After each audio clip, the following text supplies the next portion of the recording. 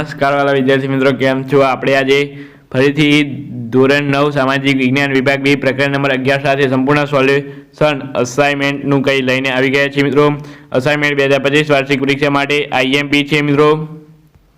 ખાસ કરીને તમે આને તૈયાર કરી લેજો, કારણ કે આ પ્રકરણમાંથી તમારે 1-2 પ્રશ્નો પૂછાતા હોય છે અને આખી તમારે તૈયાર નથી કરવાની ગાઈડ કે પાઠ્યપુસ્તક, પરંતુ જે છે બરાબર મિત્રો, આ પરીક્ષાલક્ષી એ તમારી નવનીત દ્વારા પ્રકાશન બહાર પાડવામાં આવેલું છે.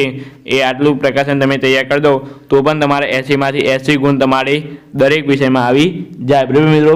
તો તમારે આટલું તૈયાર કરવાનું છે અસાઇનમેન્ટ 2025 વાર્ષિક પરીક્ષા માટે સામાજિક વિજ્ઞાન વિભાગ 2 પ્રકરણ નંબર 11. આની પીડીએફ તમને નીચે મળી જશે મિત્રો. ખાસ કરીને પીડીએફ ડાઉનલોડ કરી દેજો, કારણ કે તમે ઓફલાઈન હોય ત્યારે તમે શું કરશો એટલા માટે મિત્રો આપણે અહીંયા એની પીડીએફ ખોલીને પણ તમે રીડ કરી શકો છો, પરંતુ તેનો દુરુપયોગ કરતા નહીં બરાબર. ત્યાર પછી અહીંયા જોઈએ આપણે પહેલો પ્રશ્ન છે, સર્વોચ્ચ અદાલત ન્યાયાધીશની નિમણૂકની લાયકાતો તમારે અહીંયા જણાવવાની છે. તો અહીંયા છે તેનો જવાબ કે દેશના ન્યાયતંત્રમાં તેનું સૌથી ટોચના સ્થાને સર્વોચ્ચ અદાલત છે. સર્વોચ્ચ અદાલતના ન્યાયાધીશની તરીકે નિમણૂક પામનાર વ્યક્તિ ભારતીય નાગરિક હોવું જોઈએ બરાબર. એટલે કે અહીંયા કહે છે કે દેશના ન્યાયતંત્રમાં સૌથી મોટા ટોચના સ્થાને સર્વોચ્ચ અદાલત છે અને કોઈ સર્વોચ્ચ અદાલતની નિમણૂક પામનાર વ્યક્તિ ભારતીય નાગરિક હોવો જોઈએ. અહીંયા મિત્રો એક ભૂલ થઈ છે, અહીંયા ડેશ ના આવ્યો મિત્રો. અહીંયા આ ડેશ તમે જોઈ લેજો.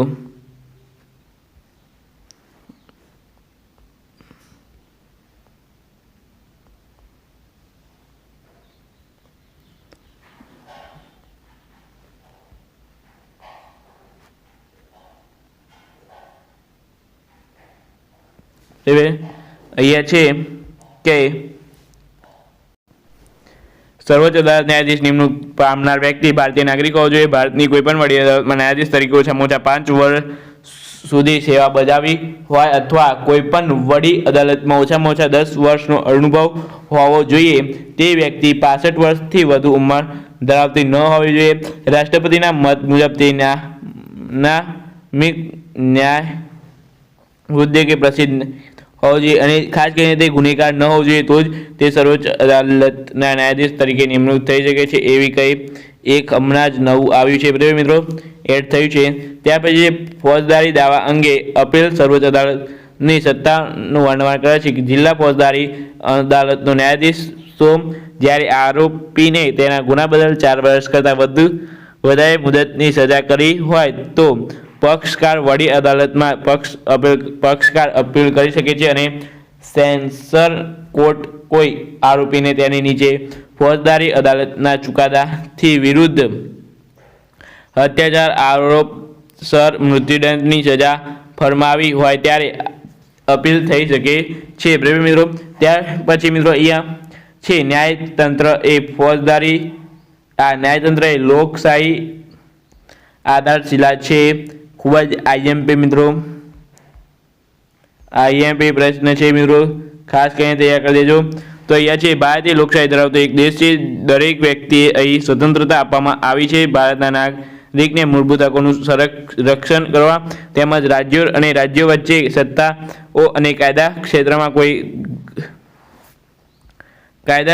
કોઈ ઘર્ષણો ઊભા થાય ત્યારે તેમને ભારતીય બંધારણીય રીતે ઉકેલ લાવવા માટે નિષ્પક્ષ અને ન્યાયતંત્રની જોગવાઈ કરવામાં આવી છે. આ ન્યાયતંત્ર નિષ્પક્ષ રીતે તપાસ કરી તેનું અર્થઘટન કરે છે અને ભારતના બંધારણમાં મર્યાદાનું ઉલ્લંઘન ન થાય ત્યારે તેમની ન્યાયતંત્રનું ધ્યાન રાખે છે બરાબર મિત્રો. ત્યાર પછી છે વડી અદાલત કડીરૂપ સ્થાન ધરાવે છે.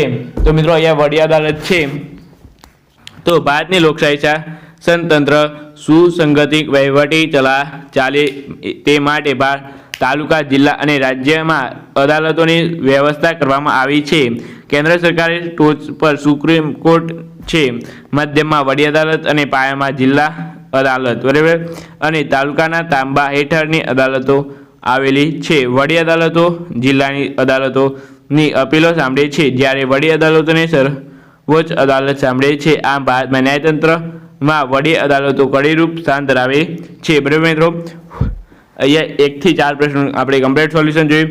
મિત્રો એ પહેલાં વિડીયો તમે અત્યાર સુધી લાઇક ના કર્યો, શેર ના કર્યો, સબસ્ક્રાઈબ ના કર્યો તો પહેલાં આ 4 વસ્તુ ખાસ કરીને કરજો: લાઇક, સબસ્ક્રાઈબ, કમેન્ટ અને શેર. બરાબર, કારણ કે અમને તમારે માત્ર એમાં 1 જ મિનિટ થશે અને અહીંયા અમે તમારા PDF બનાવો, વિડીયો શૂટ કરો, એડિટિંગ કરો, એટલામાં અમે આ એક વિડીયો બનાવતો કેટલી 30 થી 25 મિનિટ જેટલો સમય થાય છે અને તમારે માત્ર 1 મિનિટ આપવાની છે દરેક વિડીયો પાછળ.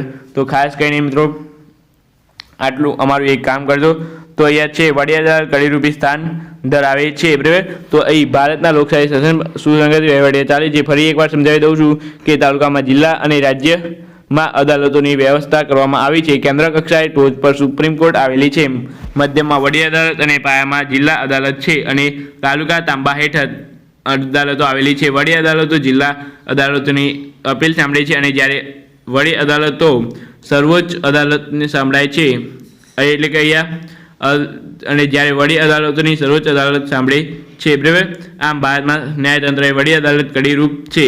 ત્યાર પછી લોક અદાલત આકર્ષણ કેન્દ્ર બની છે. તો સ્થાનીય કક્ષાએ ગરીબ લોકોને ન્યાય મળી રહે એ માટે લોકો અદાલતનું આયોજન કરવામાં આવ્યું છે. લોકોના અદાલતમાં બંને પક્ષ સ્થળ પર જ સમાધાન કરવા માટે સમજાવવામાં આવે છે અને બંને પક્ષોનું હિત જળવાઈ રહે એ માટે બંને પક્ષમાં હાર કે જીતના પ્રશ્નો આવતા નથી અને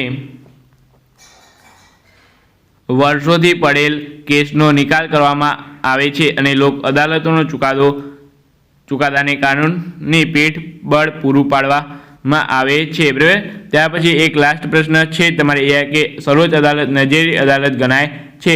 તો સર્વોચ્ચ અદાલતના ચુકાદા એ નિર્ણાયકનો ભંગ કરનારને સર્વોચ્ચ અદાલતના તિરસ્કાર માટે શિક્ષા કરી શકે છે. સર્વોચ્ચ અદાલતના નિર્ણય માન્ય ગણાય છે અને કાયમી દસ્તાવેજો ગણી શકાય છે. એ ચુકાદા દેશી તમામ અદાલતો અને નાગરિકોને બંધ કરતા હોય છે. સર્વોચ્ચ અદાલત દરેક પ્રકારનું મુકદ્દમામાં આપેલ ચુકાદા નોંધ રાખે છે. આ માટે સર્વોચ્ચ અદાલત નજીવી અદાલત પણ ગણાય છે. બરાબર મિત્રો, તો આ સાથે અહીંયા આપણે 1 થી 6 પ્રશ્નો કમ્પ્લીટ સોલ્યુશન જોઈ. મિત્રો વિડીયોને અત્યારે જ પહેલાં લાઇક, શેર અને સબસ્ક્રાઈબ ભૂલતા નહીં. તો ચાલો મિત્રો, આપણે મળીશું નવા વિડીયો સાથે. Thank you so much. Video ખૂબ ખૂબ આભાર.